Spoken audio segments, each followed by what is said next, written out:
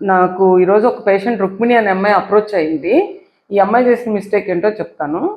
This is doctor Roja, Pelican hospital, Gudivada. ఈ patient first pregnancy, routine antenatal చెకప్స్కి వస్తూ ఉంది. అయితే తనకి ఇప్పుడు 9th మంత్. సో తనకి బేబీ మూమెంట్స్ నిన్న మార్నింగ్ నుండి తెలవట్లేదు.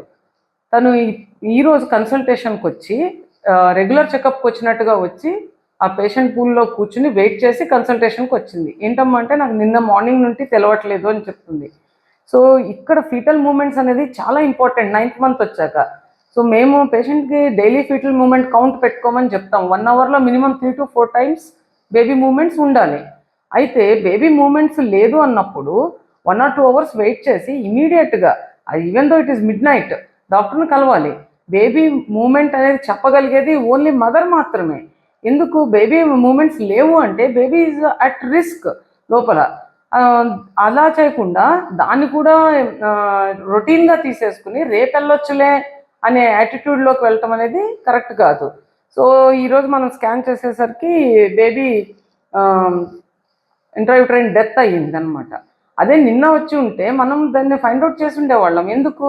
ఒలిగోహైడ్రామియాస్ ఉంది అమ్మాయికి ఆల్రెడీ, షీఈ్ అండర్ ట్రీట్మెంట్.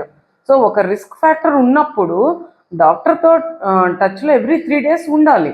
అలా ఉండకుండా 15 days బ్యాక్ వచ్చి మళ్ళీ ఇప్పుడు రావడము, ఫీటల్ మూమెంట్స్ లేకపోయినా 1 day వెయిట్ చేయడము, ఇది పెద్ద మిస్టేక్ అనమాట. సో ఇలాంటి మిస్టేక్స్ ఎవరు చేయమాకండి. మీ డాక్టర్ మీకేం చెప్పారో అది ఫాలో అవ్వాలి. కానీ మా అత్తగారు చెప్పారండి, ఏం కాదులే, నువ్వు సగ్గుబియ్యం తాగు, జీలకర్ర నీళ్ళు తీసుకో, ఏం కాదన్నారు, కొబ్బరి నీళ్ళు తాగు, ఉమ్మనీరు అదే పడుతుంది అన్నారు, ఇవన్నీ చెప్తున్నారు. ఇదంతా కరెక్ట్ కాదు. మీరు మీ గైనకాలజిస్ట్ ఏం చెప్తారో అదే ఫాలో అవ్వండి. ఎవ్రీ 3 days వెళ్ళి స్కాన్ ఫాలోఅప్లో ఉండాలి. బయోఫిజికల్ ప్రొఫైల్ అని చేస్తారు, బేబీ ఎలా ఉంది అని చూస్తాకి. తర్వాత డాప్లర్ చేయించుకోవాలి, మదర్ టు బేబీ, ఆ అంబ్లికల్ కార్డ్లో బ్లడ్ సర్క్యులేషన్ ఎలా ఉంది అనేది చూపించుకోవాలి.